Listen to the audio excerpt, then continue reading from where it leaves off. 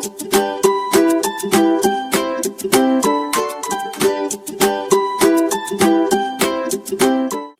पिला माने तुम मैंने सब किपरि अछ। एबे विश्व रे कोरोना महामारी व्यापी चली एवं एथिपाई आमे घरे रही निजको सुरक्षित करूछु, किंतु घरे रही मध्य आमे पाठ पढ़ी परिबा। एथिपाई आमे ऑनलाइन शिक्षार सहाय्य नबा।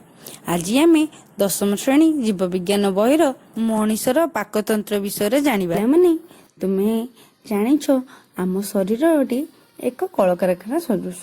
कलकारखाना जेपरि विभिन्न यंत्रांश विभिन्न कार्य लिप्त थांती, सेहीपरि आम शरीर विभिन्न अंगिका विभिन्न कार्य करिथांती। मनीषर पाकतंत्र एहार एक उदाहरण। चलो आमे मनीषर पाकतंत्र और खाद्याभ्यास विषय जानिबा। मनीष खाद्यर कौनसी बाछ विचार करे नहीं, जहाँ खाइबा योग्य से सब खाद्य को ग्रहण करिथाए।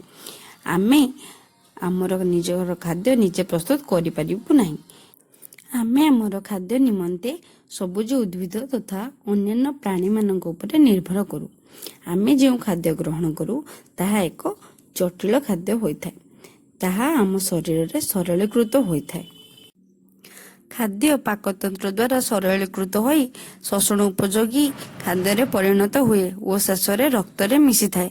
एहाकू हजम बा जीर्ण बोली आमे कहि थाउ। अदरकारी अंश मूल रूपे शरीर निष्कासित होता है। आम पाकतंत्र पाकनली और पाकग्रंथि को नहीं गठित होता है। आस पिला माने आमे पाकनली और पाकग्रंथि संबंध में अधिक जानिबा। वयप्राप्त व्यक्ति विशेषज्ञ पाखरे पाकनलीर दैर्घ्य 6 ରୁ 9 मीटर होता है।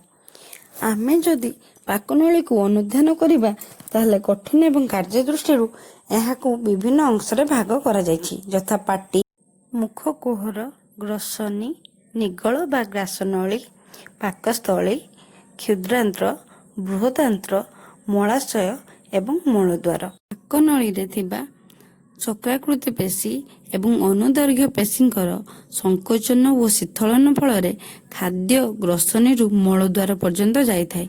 पाकनली रही चलन को पुनःसरण बा पेरिस्टालिसिस कहुए। आमे खाद्य को पाटी साहाय्य ग्रहण करिथाउ। पाटी को घेरी रही ऊपर और तल ओठ। पाटी भीतर को रही मुख गोहर। मुख गोहर दुई कड़े रही गाल, तले जीभ, ऊपर अंश तालु और दुई माढ़ी रे दांत। पिला माने तुमर मने थिबो छोट बेले तुमर दांत उठिथिला एवं किछि दिन परे ताहा भांगी जाई नुआ दांत उठिला। जो दांत प्रथमे उठिथिला ताहाको दूध दांत बा मिल्क टीथ बोली कहा जाए एवं परे ता स्थान रे जो दांत उठिला ताको स्थायी दांत परमानेंट टीथ बोली कहा जाए। प्रति माढ़ी रे 4टी कर्तन दांत, 2टी छेदक बा स्वान दांत, 4टी चर्बण दांत और 6टी पेषण दांत रही थाए। वयस्क लोक मानक पाखरे 32टी दांत देखा जाउथिला बेले छोट पिला मानक पाखरे 28टी दांत देखा जाए। जीभ पाकतंत्र एक अभिन्न अंश अटे। खट्टा, मिठा, पिता और लुणिया स्वाद बारिया पाई जीभरे 3 प्रकार स्वाद मुकुल रही। खाद्य को दांत निकट में पहुंचा सहित कथा कहिबारे मध्य सहायता करे। ग्रसनी और ग्रासनली यह मुख गोहर पर आरंभ होता है। नासपथ और मुख गोहर मिसी ग्रसनी तैयारी होइछि। यह उभय खाद्य और वायु जीवापाई एक साधारण पथ। यार शेष मुंडे रही 2टी द्वार। गोटे द्वार खोली श्वासनली भितर को, अन्यटी खोली खाद्य नली भितर को।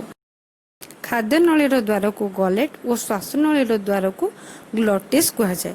श्वासनली द्वार रही एक तरुणास्थिर प्लेट। यह प्लेट को अधिजिह्वा बा एपिग्लटिस कहुए।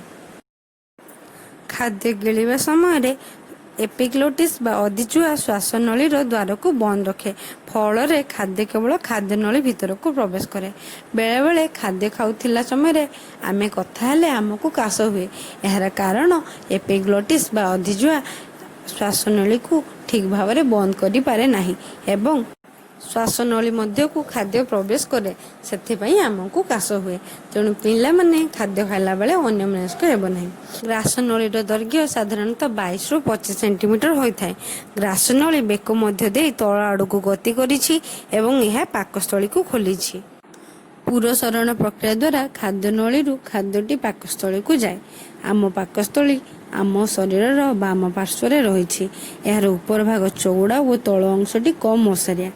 ଉପର ଅଂଶର ହୃତ୍ପିଣ୍ଡ ନିକଟରେ ଥିବାରୁ ଏହି ଭାଗକୁ କାର୍ଡ଼ିଆକ୍ ଷ୍ଟମାକ୍ ଏବଂ ତଳ ଭାଗକୁ ପାଇରୋଲିକ୍ ଷ୍ଟମାକ୍ ବୋଲି କୁହାଯାଏ। ପାଇରୋଲିକ୍ ଷ୍ଟମାକ୍ ଶେଷରେ ଥିବା ମୁଦ୍ରିକା ଆକାରର ମାଂସପେଶୀ ବା ଅବରୋଧକୁ ପାଇରୋଲିକ୍ ସ୍ପିନେଟର କୁହାଯାଏ। ଏହାର ସଂକୋଚନ ଓ ଉନ୍ମୋଚନ ଫଳରେ ପାକସ୍ଥଳୀରୁ ଅର୍ଦ୍ଧଜୀର୍ଣ୍ଣ ଖାଦ୍ୟ ଅଳ୍ପ ଅଳ୍ପ ପରିମାଣରେ କ୍ଷୁଦ୍ରାନ୍ତ ମଧ୍ୟକୁ ପ୍ରବେଶ କରେ। ପାକସ୍ଥଳୀ ଭିତର ଅଂଶରେ ବିଭିନ୍ନ ପ୍ରକାର ଗ୍ରନ୍ଥି ରହିଛି। ଏହି ଗ୍ରନ୍ଥିରୁ ବିଭିନ୍ନ ପ୍ରକାର ପାଚକ ରସ ଓ ଲବଣାମ୍ଳ କ୍ଷରିତ ହୋଇଥାଏ। ପାଚକ ରସରେ ଥିବା ପେପ୍ସିନ୍ ନାମକ ଏଞ୍ଜାଇମ୍ ଅମ୍ଳୀୟ ପରିବେଶରେ ପୁଷ୍ଟିସାର ଜାତୀୟ ଖାଦ୍ୟରୁ ସରଳ ପ୍ରୋଟିଏଜ୍ ଏବଂ ପେପ୍ଟୋନକୁ ପରିଣତ କରିଥାଏ। ଲବଣାମ୍ଳ ଖାଦ୍ୟରେ ଥିବା କ୍ଷତିକାରକ ବ୍ୟାକ୍ଟେରିଆକୁ ମଧ୍ୟ ମାରିଦିଏ। ପାକସ୍ଥଳୀର ଶେଷ ଭାଗରେ ରହିଛି କ୍ଷୁଦ୍ରାନ୍ତ୍ର ଏବଂ ବୃହଦାନ୍ତ୍ର। ପାକସ୍ଥଳୀରୁ ଖାଦ୍ୟ ତରଳ ମଣ୍ଡ ରୂପେ କ୍ଷୁଦ୍ରାନ୍ତ୍ରର ପ୍ରଥମ ଅଂଶ ଗ୍ରହଣୀକୁ ଯାଇଥାଏ। ଗ୍ରହଣୀ ମଧ୍ୟକୁ ଅଗ୍ନ୍ୟାଶୟରୁ କ୍ଷରିତ ଅଗ୍ନ୍ୟାଶୟ ରସ ଓ ଯକୃତରୁ ଆସିଥିବା ପିତ୍ତ ଖାଦ୍ୟରେ ମିଶିଥାଏ। ପିତ୍ତରେ କୌଣସି ଏଞ୍ଜାଇମ୍ ନଥାଏ, ମାତ୍ର ଏହା ସ୍ନେହସାର ଜାତୀୟ ଖାଦ୍ୟର ଅଦ୍ରବୀକରଣ ବା ଇମଲ୍ସିଫିକେସନ୍ କରାଇଥାଏ। ଅଗ୍ନ୍ୟାଶୟ ରସରେ ବିଭିନ୍ନ ପ୍ରକାର ଏଞ୍ଜାଇମ୍ ଓ ସୋଡ଼ିୟମ୍ ହାଇଡ୍ରୋଜେନ୍ କାର୍ବୋନେଟ୍ ଭଳି କ୍ଷାର ରହିଛି, ଯାହା ପାକସ୍ଥଳୀରୁ ଆସୁଥିବା ଅମ୍ଳୀୟ ଖାଦ୍ୟକୁ କ୍ଷାରୀୟ କରିଦିଏ। ଗ୍ରହଣୀର ପରବର୍ତ୍ତୀ ଅଂଶକୁ ଜେଜୁନମ୍ ଏବଂ ଶେଷ ଅଂଶରେ ରହିଛି ଇଲିୟମ୍। କ୍ଷୁଦ୍ରାନ୍ତର ଏହି ଅଂଶରେ ଖାଦ୍ୟ ଜୀର୍ଣ୍ଣ ସମ୍ପୂର୍ଣ୍ଣ ହୁଏ। କ୍ଷୁଦ୍ରାନ୍ତରେ ଥିବା ଅନ୍ତ୍ର ଅଙ୍କୁର ଦ୍ୱାରା ଖାଦ୍ୟ ଶୋଷିତ ହୋଇ ରକ୍ତରେ ମିଶେ। କ୍ଷୁଦ୍ରାନ୍ତ୍ରର ଶେଷରେ ବୃହଦାନ୍ତ୍ର ଆରମ୍ଭ ହୋଇଛି। କ୍ଷୁଦ୍ରାନ୍ତ୍ରର ଶେଷ ଇଲିୟମ୍ ଓ ବୃହଦାନ୍ତ୍ରର ଆରମ୍ଭ ସିକମ୍ର ସଂଯୋଗ ସ୍ଥଳରେ ଭର୍ମିଫର୍ମ ଆପେଣ୍ଡିକ୍ସ ଦେଖାଯାଏ। ଆମେ ବୃହଦାନ୍ତ୍ରକୁ ତିନି ଭାଗରେ ବିଭକ୍ତ କରିପାରିବା, ଯଥା ସିକମ୍, କୋଲନ୍ ଓ ମଳାଶୟ। ସମସ୍ତ ଖାଦ୍ୟ କ୍ଷୁଦ୍ରାନ୍ତ୍ର ପର୍ଯ୍ୟନ୍ତ ସମ୍ପୂର୍ଣ୍ଣ ଭାବେ ପରିପାକ ହୋଇଯାଇଥାଏ। ବୃହଦାନ୍ତ୍ରରେ ଜଳ ଏବଂ ଭିଟାମିନ୍ର ଅବଶୋଷଣ ହୁଏ। ବୃହଦାନ୍ତ୍ର ଅପରିଷ୍କାର ମଳକୁ ମଳଦ୍ୱାର ପର୍ଯ୍ୟନ୍ତ ପଠାଇଥାଏ। ପିଲାମାନେ, ଏବେ ଆମେ ଆଲୋଚନା କରିବା ଆମେ ଏହି ବିଷୟରୁ କ'ଣ କ'ଣ ଶିଖିଲେ। ଆମେ ଏହି ବିଷୟରୁ ପରିପାକ ତନ୍ତ୍ରର ବିଭିନ୍ନ ଅଂଶ, ଆମର ଦାନ୍ତ ସଂଖ୍ୟା ଏବଂ ଜିଭର କାର୍ଯ୍ୟ ଶିଖିଲେ। ଏହାଛଡ଼ା ଆମେ ଖାଦ୍ୟ କିପରି ହଜମ ହୁଏ, କେଉଁ ଅଂଶରେ କେଉଁ ଖାଦ୍ୟ ହଜମ ହୁଏ ତା ମଧ୍ୟ ଜାଣିଲେ।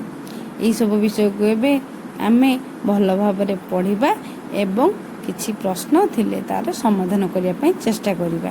Thank you.